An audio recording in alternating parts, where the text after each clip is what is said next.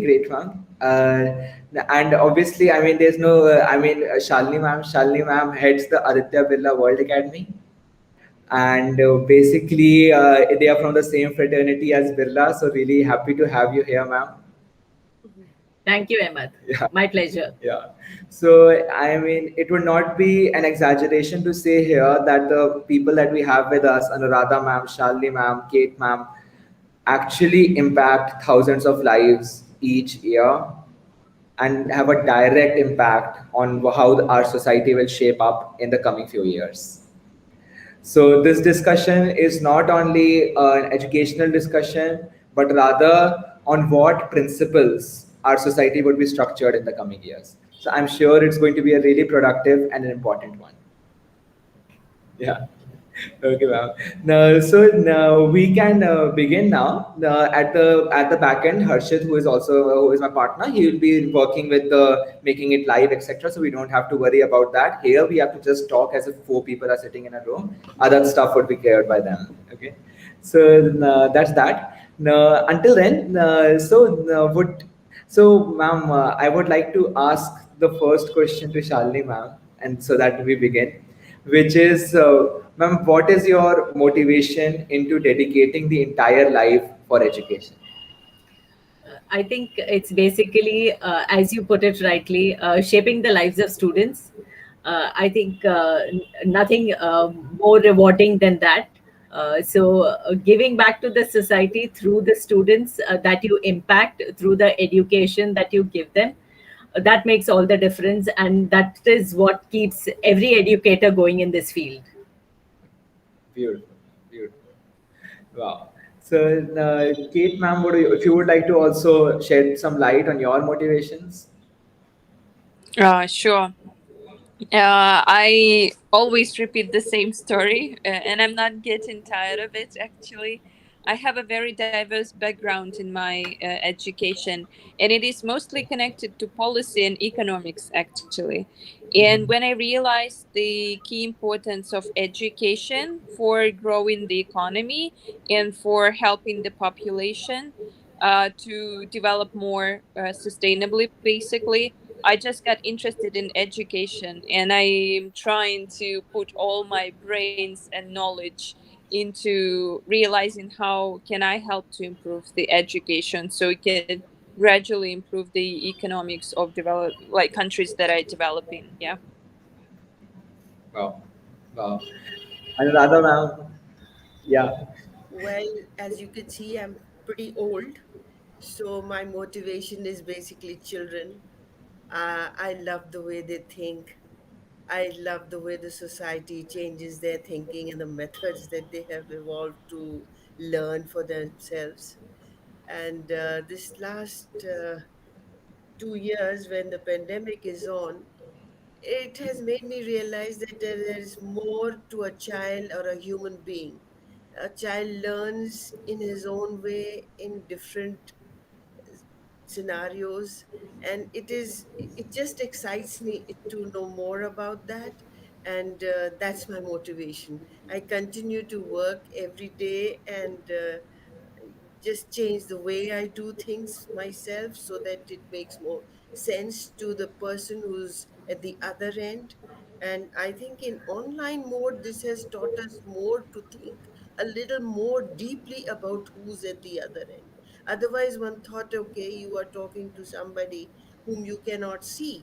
But at the other end, there is a human being who is evolving, as Kate put it, for the economic benefit, for a better life, or for whatever, or as Shani ma'am said, that you need people to have a different scenario for themselves, and you're helping them to turn into different human beings, better human beings, more useful to society.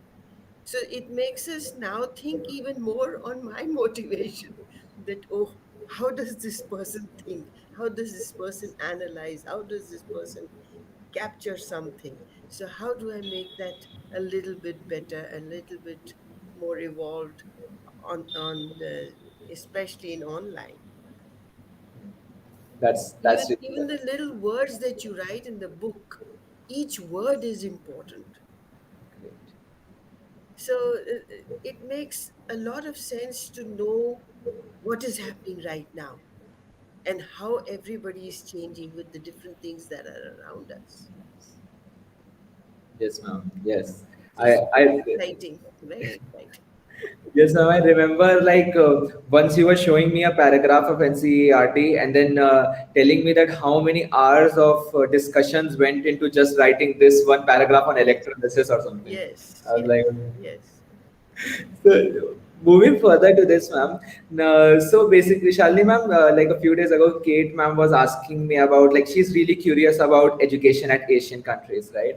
And she really wanted to, ask was really curious about the how India's top schools have adapted to the COVID lockdown. How have they provided all-round development, and what are the international schools that look like in here in India? A varied amount of questions, right?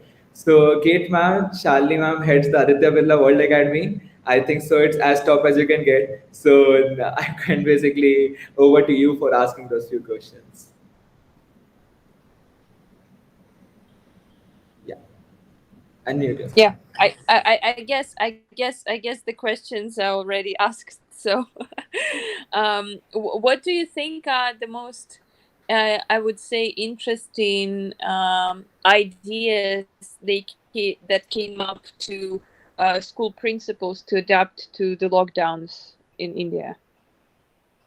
I think it was. It came as a surprise for all of us in India. It was like one day we were all face to face in school, and then next day we had to just pack up and leave.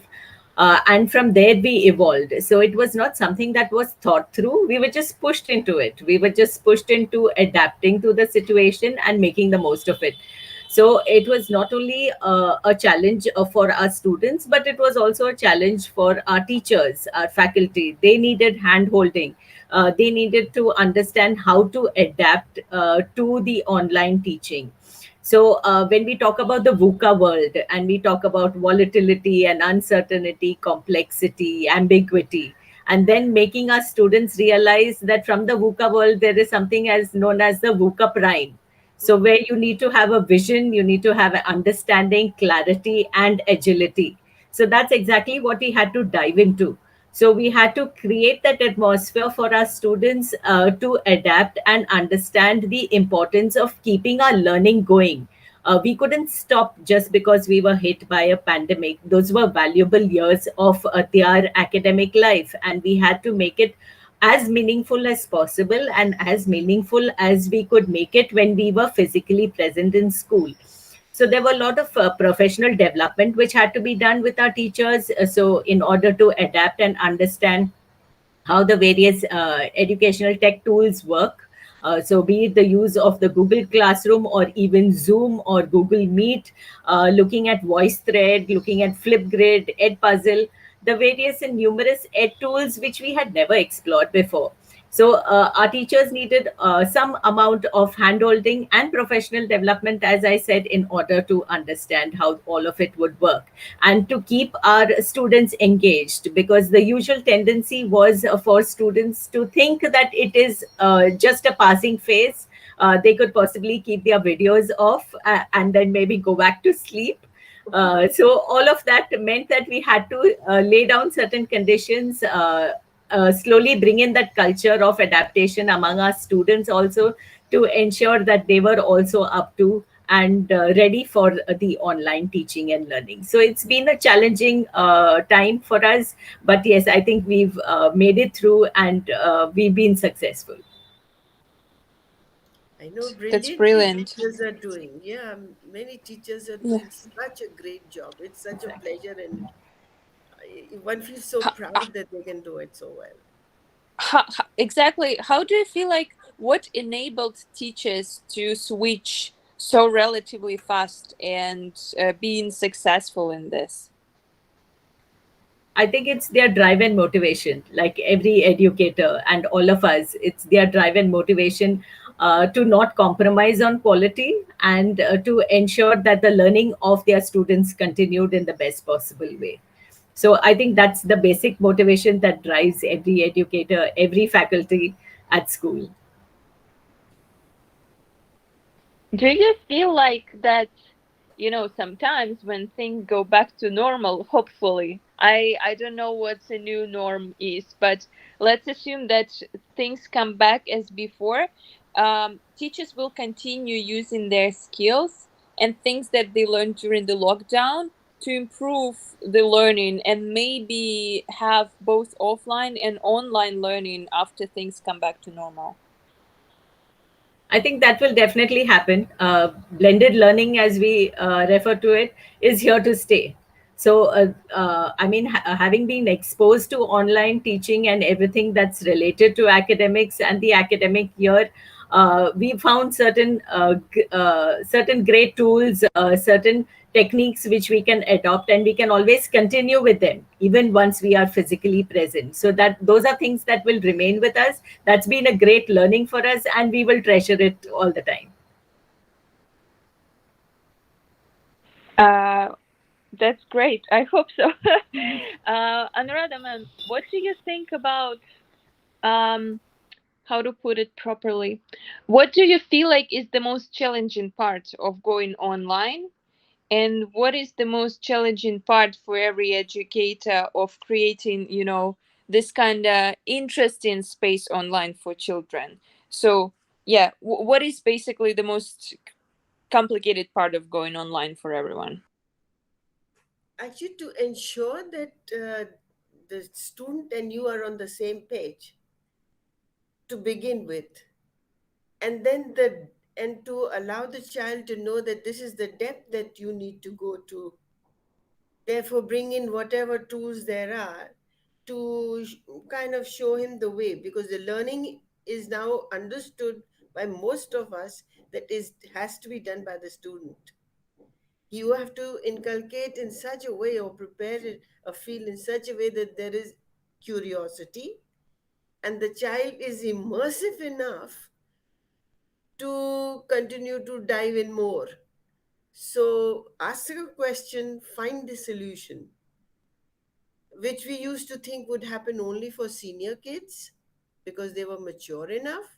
Now even the little people want it that way. It's very different.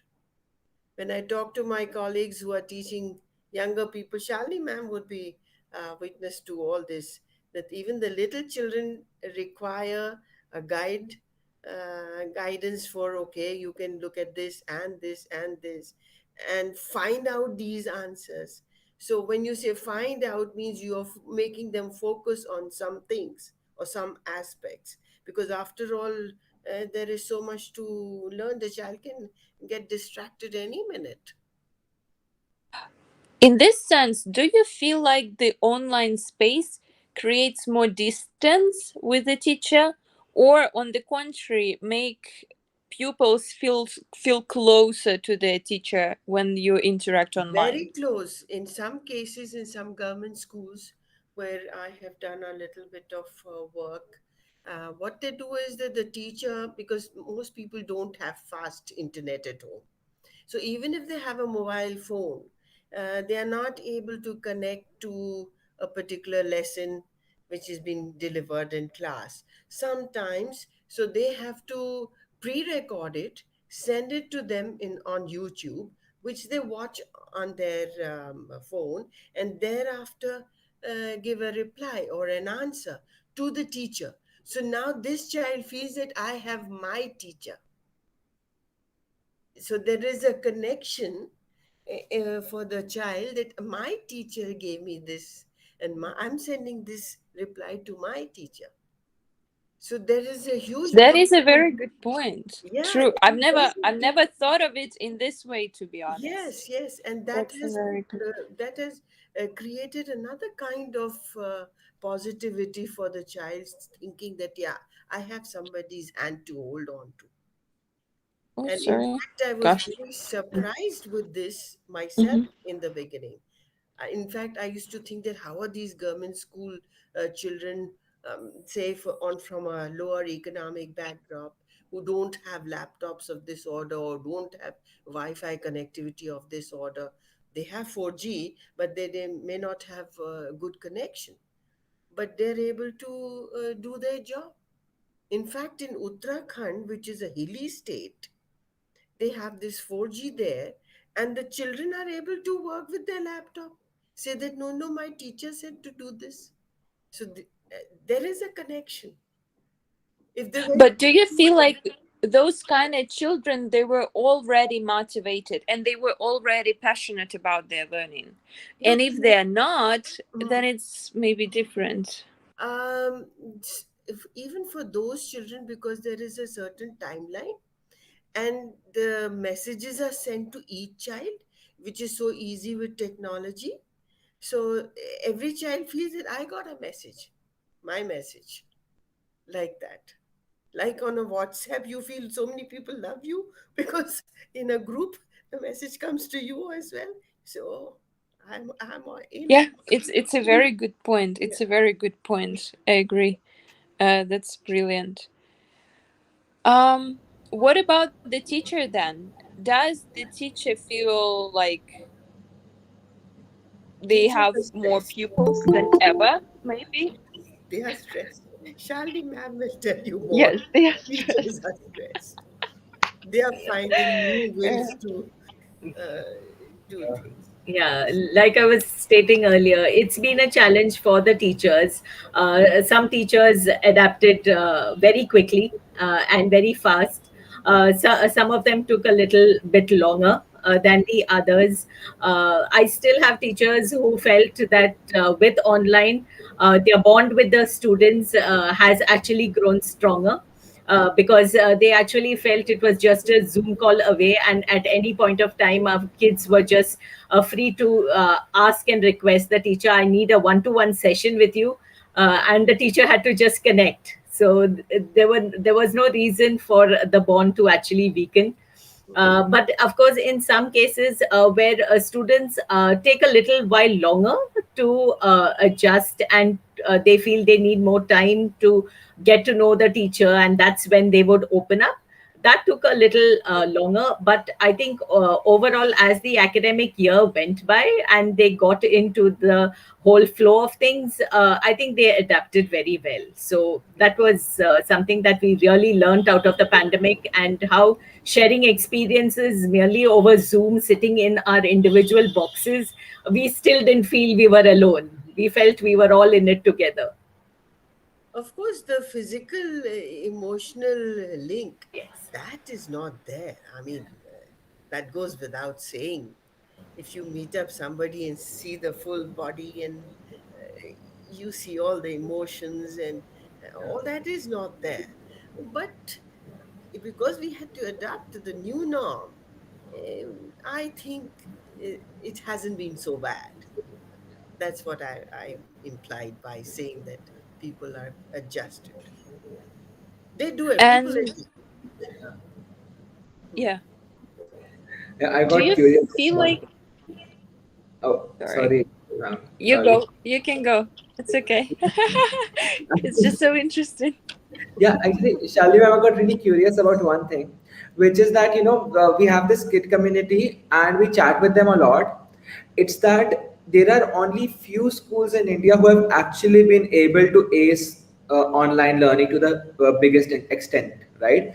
Even in like many of the top schools in cities like Lucknow, what happens is that they just conduct the classes where where the teacher is coming in, tells all the facts, and then goes away.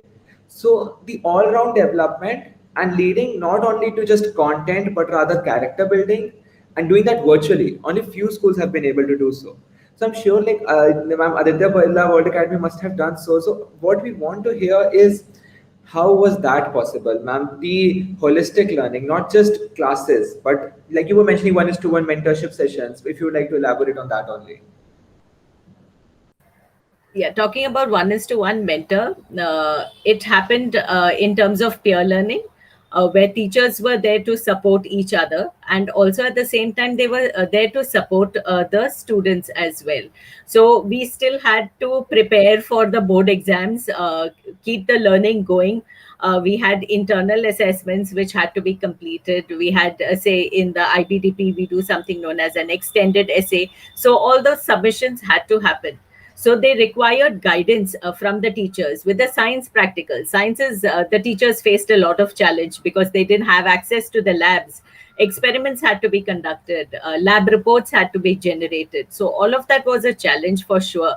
I've had teachers who've actually had lab setups done for the students in their kitchens, or I had students who had set up their labs and everything in their kitchens, and the teacher was on a Zoom call monitoring how the experiment was done. The parent was there in the background as well to monitor the safety angle at home, all of which was done. So all this one-to-one mentoring that happened, I mean, when you hear it from our students who passed out, this batch of 2021, you can just imagine how grateful they are to their faculty, to their teachers, for taking them through this extremely difficult academic year. Beautiful. Wonderful. Yeah, I can only imagine. And in these terms, do you feel like the different age of a pupil also adapts to this situation differently? So if you would compare grades like in primary school, middle school, high school, do you feel like each pupil, because of their age, because of their generation in a way, they adapt to it differently? Yeah, I think all students, irrespective of age groups, they are all digital natives. We all teachers were the digital migrants. So we had to quickly learn their ways and be at least a step ahead, try and be a step ahead of what they were familiar with, so that we could keep them engaged. Of course, with the different age groups, challenges were different. With the younger ones, screen time was a big issue. Parents had to be around to ensure that they were getting the work done. Parents had were completely in the loop for all assessments, for all submissions that had to be done. They had to keep track of everything. Up to a point that parents felt that it was better if their child was going to school rather than going through this whole difficult process. So they were challenged just looking after their one kid, and they actually sympathized with the teachers and said it must be a really difficult task when you have 20 students in the class and you had to do it every day, and we as parents were also that demanding. So I think they understood us better. But yes, like you said, the primary school had their own challenges with the smaller kids. The middle school had their own challenges. Of course, that's the age when you actually try and explore how well you can possibly beat the system, how well you can possibly still come up with all your tricks in spite of the teacher being there in class. So that was a different kind of fun. And of course, the older ones, since they have are accountable for their grades, scores, ultimately university applications. They were a lot more responsible and blended into the system much better. For some of them, I remember some schools said that every 3 minutes they were taking the attendance because kids would vanish.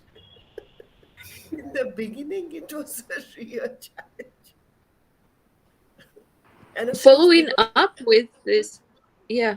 Oh, sorry. no, I was just that's okay. Come on, go ahead. I was just thinking, do you feel like some classes, for example, some subjects are easier to teach online than other? So, for example, do you feel like in a way online literature class, if you trust that children read the book, in that case, do you feel like it would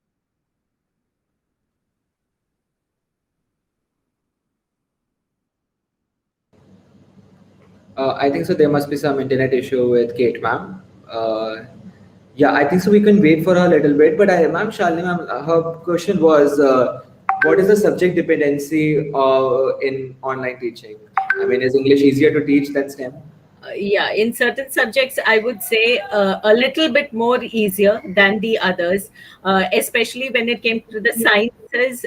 There was a challenge, like I said, the practicals and the usage of labs was not there. So you had to look for alternative ways of simulations and things like that, which the kids could carry on with. With math, the teachers were so used to going around the class, see how each one was working out their problem and things like that. So they had to share screen. Most of the teachers ended up getting their pen tabs because it was not easy to type out those formulas and things like that. So those sort of adaptations had to happen. Art had its own challenges because, again, it was that interaction and the teacher actually seeing your work on a regular basis, which would make all the difference and make learning more interesting. So, yes, each subject I wouldn't say was free of challenges, but the degree of challenge that every subject faced was slightly different. Absolutely. Uh, I think so. Kate ma'am has faced some issues. She'll come back. Nonetheless, ma'am, Shalini ma'am, I'm very passionate about kids' curiosity. Like class first students, the amount of questions that they ask, etc., and their varied amount of questions from electrons to black holes. It's just fascinating. So how does Aditya Birla does it that kids' curiosity is nurtured and is not lost in the pursuit of marks? Yeah, actually, with the international curriculum, there's a lot of emphasis on inquiry based teaching and learning. So that ensures that the whole approach to teaching is inquiry driven. So students are actually not hesitating to ask questions. They are open. There is open communication between the teacher as well as the student. And the fact that our student teacher ratio is maintained to such an extent that each student is able to voice their thoughts and ideas. So this inquiry based teaching learning, or even the concept based teaching and learning, ensures that they are not stuck with just the content, but they are exploring beyond that. So they are exposed to maybe a problem based teaching and learning, a project based teaching and learning. They are exposed to design thinking, which is a big thing nowadays. So all of that ensures that it is not just rote learning, but moving beyond that to nurture curiosity and to make our students thirst for knowledge and making them lifelong learners. Totally true. That is really good. Ma'am, could you share some personal anecdotes on this when you implemented this and you were like, wow, this worked? Yeah, actually, a lot of teachers do that in terms of driving inquiry in their classrooms, whether it's giving them projects, whether it's doing their internal assessments. So the students, when they're doing their extended essay, they are supposed to pick up a subject of their choice in which they are sort of doing a mini thesis of 4,000 words. So which in turn means that they have to start from scratch. They have to start with forming a research question, then going on to primary data collection, secondary data has to be collected, all of which has to be shared with your supervisor. The supervisor in turn guides you in that whole process. So with COVID and with the challenges of staying at home, conducting interviews, collecting your primary data wasn't an easy task. Students had initially planned to or do all of that physically, but of course they had to come up with an alternative route in order to facilitate all of that. So the inquiry never stopped just because of COVID. They continued to do great research work and continued to provide and produce great extended essays, I would say. Yeah, Kate ma'am, I guess you logged off. We were just chatting about how is inquiry-based learning implemented at at the school. So that's really cool, ma'am. And ma'am, what are your thoughts on why are all of these initiatives not really implemented in all of the schools? I mean, I can understand where the budget might be very, very low, but where sometimes the budget is also sufficient, but such initiatives are never implemented. Would you like to shed light why does that happen? Sorry, I think your voice was breaking in the middle. I didn't quite get your question. Sorry. Ma'am, I was just asking that such initiatives, so as to nurture kids' curiosity and to provide holistic all-round development, such initiatives are not really that well executed in all of the schools. So why is that? Why does that happen? What is the biggest challenge in implementing these initiatives? I think the main requirement, I think you mentioned something about the budget. I don't think it's a budgetary constraint, but it's more in terms of equipping your teachers to meet up with that challenge. Because an inquiry-driven teaching and learning method also means that the teacher is well versed with what direction he or she wants to take the students through. So the confidence that the teacher has to have in order to drive the inquiry comes from how upskilling is done within the school, and how teachers are exposed to all of these techniques. So I think once our teachers are empowered for this, then it is possible for them to drive the whole inquiry learning process with the students. I think that is the main point. Now, the national education policy is putting forth these ideas, but initially, with such large classrooms, I don't know what they did and where they went wrong. They had over 50 students in a class in many schools. So it was not possible for a teacher to look at that. And then the marks became the biggest thing because, after all, they wanted to eliminate people out of a huge population. So that, I think, also fed into the system that okay, you just get the marks, nothing else is important. So I think that has to change with the new education policy. And as ma'am just pointed out, we just need to upskill the teachers. That's really cool. Shalini, ma'am, I had one more question. Apologies for that. So there is this there's this law called Goddard's law, which basically states that you will always optimize the thing that you measure, right? So basically that is applicable in education as well, because we measure the marks, so we start to optimize for that. So my question is that if we are not optimizing for marks, right? If we create such an educational system, then what are we measuring? And so, yeah, that's the basic point. Like, if we are not measuring the performance through marks, then how are we measuring it? I think what's important is skill development. I think with all the changes, what Ms. Anuradha was saying about with the new education policy, I think that consciousness of skill development and moving away from just the content is happening slowly. So if you're looking at developing thinking skills, research skills, communication skills, critical thinking skills, all of which is crucial, and those are skills which students carry with them. They carry with them not just to college but also for life beyond. So that stays with them. So I think it's basically a mind shift. The minute our higher educational institutions and colleges don't emphasize that much on marks and grades for students to seek and get admissions, I think the problem will be solved there, because there is a lot of emphasis now with colleges looking at the overall profile of the student. So they are just not looking at how much has the child scored, but what all has the child done, how good the profile is, and how the profile of such a student is going to add value to their college. So, looking at profile building and skill development, I think will bring about that change and will bring about a shift away from grades and marks being considered the be all and end all. Beautiful.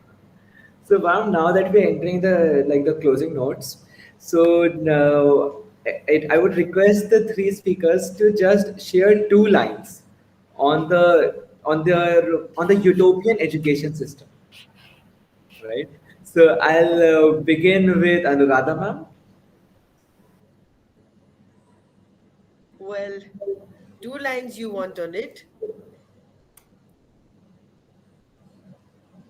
This system basically, the moment you consider the learner and the educator as two separate entities, somebody says that I know more than you. Yeah, I'm the teacher or you are the teacher. It is going to continue. The moment you abolish that and you say we are all learning together, then I think there would be a shift. Got it. Katrina, ma'am, would you like to shed some two lines? I think to summarize everything that is going on in my head, I would say that boosting curiosity for lifelong learning for the benefit of local community. This is something that how I would see education in utopian world. Great, great. The Shalini ma'am, yours? Yes, I think the utopian education would be basically something that's student centric, completely student centric, not halfway through, and subjects not being taught in isolation. So that we don't compartmentalize like an art, science, commerce. We have that complete blend, and which I think throws opportunities open for students to explore even further. Totally true, ma'am. Totally true. That's a great insights from all of you, ma'am. Thank you so much for sharing that. Thank you so much for taking out the time. Apologies that it got a little bit 10-15 minutes ahead of schedule. Apologies for that. Thank you so much for coming in. And yeah, Shalini ma'am, actually, when you were, I just had one more point to mention, and after that we can close off. Actually, when you were mentioning all of those nurturing curiosity, providing holistic learning through simulations, right? So, as a matter of fact, like at our education body, we are taking an initiative. We are launching a NASA virtual space tour from next Sunday, right, ma'am? Basically, where every Sunday a NASA scientist would come in and would use game-based learning so as to help kids learn about space and universe. Okay. So, like many schools like CP Goenka, Candor International Heritage School, Sri Ram, like they they are coming here to the program. They have enrolled for it. So, ma'am, if we could share the opportunity with the students of your school as well, that would be cool. Yeah, that will be a great initiative. I'm sure there will be a lot of students who would be keen on taking this up. Of course, ma'am. Of course. Mhm. So, ma'am, we could perhaps connect after this particular call. Yes. I could chat up with the Asha ma'am or Nidhi ma'am, and I could, Yes, yes. Yeah, that will be great. of course, ma'am. Of Yeah. course. Yeah. Thank you so much. Thank you. Wonderful meeting you, Shalini ma'am, and wonderful Same, meeting you, Kate. yeah, same here. Thanks, Anuradha and Kate. Thank you, ma'am. Thank you, Okay. Radha ma'am. Thank you, ma'am. Thank you, Shalini ma'am, for your time. Bye. Thank you.